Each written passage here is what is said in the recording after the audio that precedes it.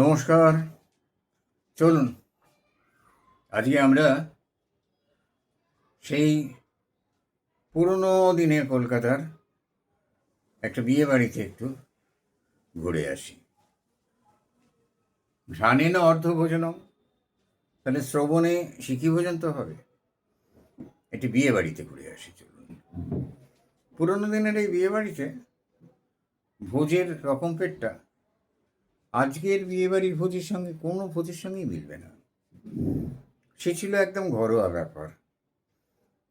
সেখানে গেলে নিজেকে ছাতে বা পাশের বাড়ির গলিতে বা কোথাও মণ্ডপে বুফে ডিনার সাজানো আছে, ঢোকো, প্লেট নাও, তুলে নাও, খাও, বাথটবের মধ্যে প্লেট রেখে এসো, এই যান্ত্রিকতাটা ছিল না। যুগ পাল্টায়, এখন অন্যরকম হয়ে গেছে। এটাকেও মেনে নিতে হবে, মেনে নিচ্ছি। এটারও ভালো দিক আছে, সব কিছু ইতিবাচক দিক থাকেই, নেতিবাচক দিকও থাকে, তার মধ্যে একটু রফা করে নিতে হয়। তো উত্তর কলকাতার এই পুরনো দিনের বিয়ে বাড়িতে বেতের বোনা আসন, সব বাড়িতেই ডেকোরেটররা ওইগুলোই ভাড়া দেয়। ছাতের ওপরে পর পর পর পর আসন পড়তো, মাঝখান দিয়ে সরু একটু জায়গা, সাবধানে সেখান দিয়ে উঠতে হতো, পাশের লোকের আসন বা পাত না মারিয়ে ফেলি।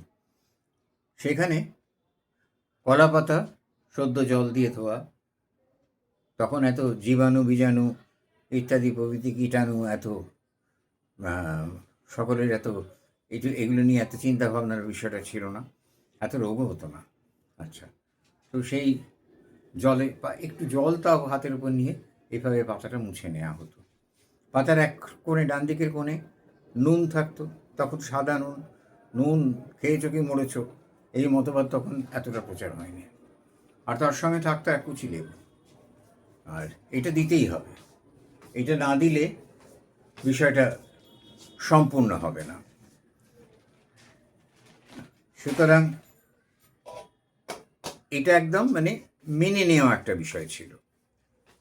আর পাশে মাটির গেলাসে কেওড়া মেশানো জল থাকতো। মাটির গ্লাসে কেওড়া মেশানো জল, কিন্তু তখনকার দিনে জলটা কিন্তু ডান হাতে এঁটো ভাত যাকে বলে তাতেই খেতে হতো। বাঁ দিয়ে খাওয়া যাবে না, তাহলে ভাতটাও এঁটো হয়ে যাবে, গায়ে লাগবে না। তো এইসব নানা রকম নিয়মকানুন তখনকার দিনে ছিল। তো সেই কলাপাতার ওপরে প্রথমেই পরিবেশিত হতো, রাত্রে খাওয়া হলেও, শাক ভাজা অথবা বেগুন ভাজা। বেগুন ভাজা লুচির সঙ্গে রাত্রে খাওয়া যেতেই পারে, শাক ভাজাটা একটু বিশেষ বিষয় এখন লাগে, তখন লাগতো না। এই শাক ভাজাটাই অসম্ভব মনে হতো, অপরিজিস খাদ্য। আর এই বেগুনটা লম্বা করে ফাড়া করে কাটা হতো, তার সঙ্গে তার সরু মোটাটাও চিড়ে ফেলা হতো সেই একই ছন্দে। ফলে মুঠাওয়ালা বেগুন, ল্যাজওয়ালা। লুচি একদম গরম, বেতের ঝোড়ায় করে পরিবেশক নিয়ে প্রবেশ করতেন। বেতের ঝোড়ায় করে সকলের পাতে পাতে লুচি দুটো করে দিয়ে যেতেন। কচুরি তখনও প্রবেশ করেনি এতটা। কচুরি যদিও এর অনেক আগে, কচুরি ঘিয়ে ভাজা তপ্ত লুচি, 2-4 আদার কুচি, কচুরি তাহাতে কান্দুই, ফলারের জোগাড় বড়ই, লেখা কবিতা লেখা হয়ে গেছে। তবুও কচুরি তখন এতটা পরিচিত হয়নি বিয়ে বাড়িতে। তবু কোনো কোনো বাড়িতে কচুরি থাকলে পরে যখন লুচির পরেই আসতো কচুরি। আর এই কচুরির সঙ্গে আসতো আলুর দম। না, কাশ্মীরি আলুর দম, আফগানি আলুর দম এসব ছিল না তখন। এটি কচুরি, লুচির সঙ্গে পটল ভাজা যেসব বাড়িতে দেওয়া হতো, পটলের দুমুখ কেটে গোটা গোটা পটল, বড় বড়, যত বড় পারা যায়, একটুখানি চিড়ে সেটাকে ভাজা হতো তেলে, ডুবো তেলে।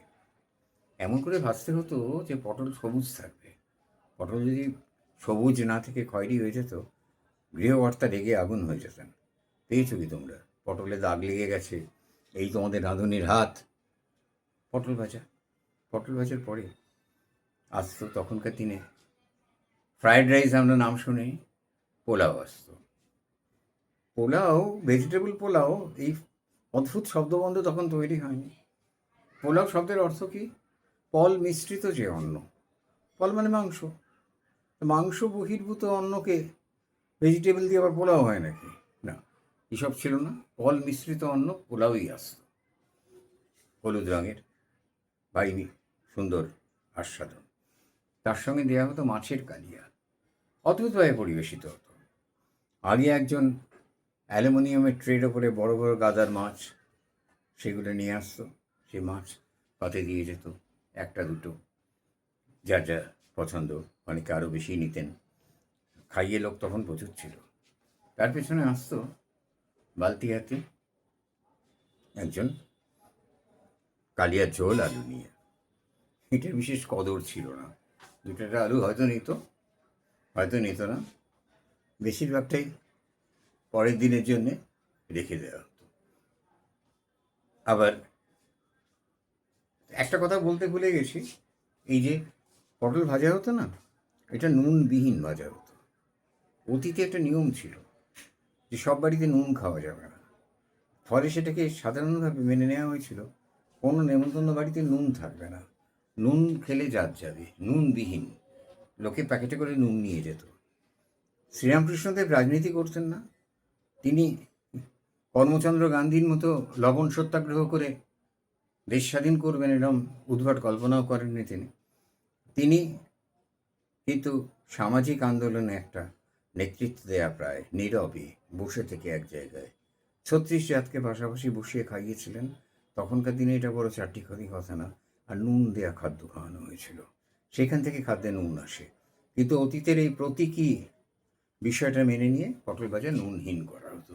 যাকে অনেকগুলো পদ টপকে চলে গিয়েছিলাম, আবার ফিরে আসে। পোলাওয়ের সঙ্গে আসতো মাংস, মাংসটা প্রায় হতোই, হ্যাঁ, পাঁঠার মাংস, রেয়াজি খাসি কথাটা আমরা শুনিনি তখন।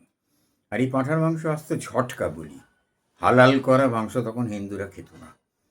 ঝটকা বলির বউবাজারে অনেকগুলো দোকান ছিল পরপর। স্বয়ং গোপাল পাঁঠা, ভূতপূর্ব রাজবন্দী অনুকূলচন্দ্র মুখোপাধ্যায়ের মাংসের দোকান সে ছিলই। এছাড়া চিতপুরের দিকেও পাঁঠার দোকান ছিল, যেখানে কালী মূর্তি ছিল। এরম দোকান ছিল। মানুষ তখন মুসলমান কষায়ের হালাল করা মাংস খেত না। ঝটকা বলি পাঁঠার মাংস, চমৎকার পাঁঠার মাংস, পাঁঠার মাংস হয়ে গেল। লুচির সঙ্গে কখনো কখনো ছোলার ডাল পরিবেশিত হতো, কচুরির সঙ্গে যেরকম আলুর দম, আর শীতকাল হলে অবশ্যই কপির ডালনা, এটা থাকবেই। আর ছোলার ডাল, কপির ডালনা, ধোঁকা, ছানার ডালনা, এগুলো নিরামিষ করে রাঁধা হতো যারা আমিষ খান না তাদের জন্যে। আর মাসি পিসিমাদের মধ্যে কিছু তো বিধবা থাকতেন, তাদের জন্য আলাদা করে এগুলো পরিবেশিত হতো। এরপর এই তো গেল প্রধান খাওয়া দাওয়া। তারপর মিষ্টি আসতো। মিষ্টির মধ্যে দরবেশ বা বোঁদে, এটা ঠাকুররা জোর করেই ঢুকিয়ে দিতেন, বলতেন এই জন্য তো কোনো বর্ষা নাচছে না, চিন্তা করছেন কারণ দরবেশ রসগোল্লা হবে, লেডিকেনি হবে, দরবেশ সন্দেশ করে পছন্দ করতো না। সন্দেশ হতো না যেটা না, কেউ কেউ অতি শৌখিন, কেউ কেউ আবার রানাঘাট থেকে পান্তুয়া টান্তুয়া আনাবার ব্যবস্থা করতেন, বা বর্ধমানের মিহিদানা। তো দরবেশ বা মিহিদানা বা বোঁদে হতো সব। তার সঙ্গে থাকতো দই। তখন আইসক্রিমও ছিল না, আইসক্রিম অবশ্যই উঠে গেছে, সে তো ১৫০ বছর আগে উঠে তৈরি বাজারে পাওয়া বিক্রি হচ্ছে। আইসক্রিমের ইতিহাস তো সেই রোমান সাম্রাজ্য থেকে, সে কথাই পরে আসছি না। তো তখন আইসক্রিমের পরিবর্তে সব বাড়িতে দেয়া হতো দই, মোল্লার চকের দই। মোল্লার চকের দই বিখ্যাত ছিল, এই দক্ষিণ কলকাতার বালিগঞ্জ থেকে মোল্লার চকের দই। কেউ কেউ আবার রাবড়িও দিতেন, খুঁড়িতে করে রাবড়ি দেওয়া হতো। রাবড়িও তখন বড়বাজারের রাবড়ি বিখ্যাত, সেখান থেকে রাবড়ি এসছে। বা দইটা খেতে খেতে সবাই বলতেন মোল্লার চকের দই একটু খাও, বেশি করে খাও, ভালো লাগবে। দইয়ের মধ্যে মিহিদানা দিয়ে মেখে নিয়ে খাওয়া হতো, বোঁদে দিয়ে। আর সন্দেশ করলে তো কথাই নেই। দই মিষ্টির পর্ব চুকে যেত। পাঁপড় তার আগে আসতো চাটনি, যখন যেটা, আমের কালে আমের চাটনি, আনারসের চাটনি খুব একটা দেখতাম না, আমেরই বেশি দেখতাম। টমেটো চাটনিও, আলু বখরা দিয়ে খেজুর দিয়ে চাটনি হতো। চাটনির সঙ্গে অবশ্যই পাঁপড় ভাজা, সেই সাবেক আমলের পাঁপড়, গোল পাঁপড়, তাকে 4 টুকরো করে কেটে তেকোনা টুকরো ভাজা, পাঁপড় চাটনি হয়ে গেল। ব্যাস আমার কথাটি ফুরলো, নোটে গাছটি মুড়লো। গেলাসের জলে, আলাদা বাটিতে সাবান এসব ছিল না, গেলাসের জলে নুন আর লেবু মেখে হাত ধুয়ে রুমাল করে মুখ আর হাতটা মুছে নেওয়া। নেমন্তন্ন বাড়ির এটা একটা মজা ছিল। তারপরেই এসে যেত তবক দেয়া পান, কেওড়া মেশানো জলের সুগন্ধ আর তবক দেয়া পান। বিয়ে বাড়ি টাড়ি গেলে একটু পান খেতে পেতাম, এমনিতে তো পান বাড়িতে ছোঁবার অনুমতি ছিল না। এই ছিল তখনকার দিনের পুরনো কলকাতার বিয়ে বাড়ির খাওয়া। একদম ভিভিড বর্ণনা করলাম, যেরকম ছোটোবেলায় আমি বেশ কয়েকবার খেয়েছি।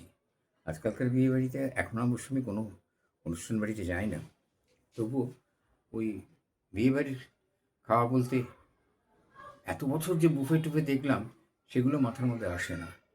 আসে সেই আমার হারিয়ে যাওয়া পাড়া, পুরনো পাড়ার সেই পুরনো কলকাতার গল্প। আচ্ছা, নমস্কার।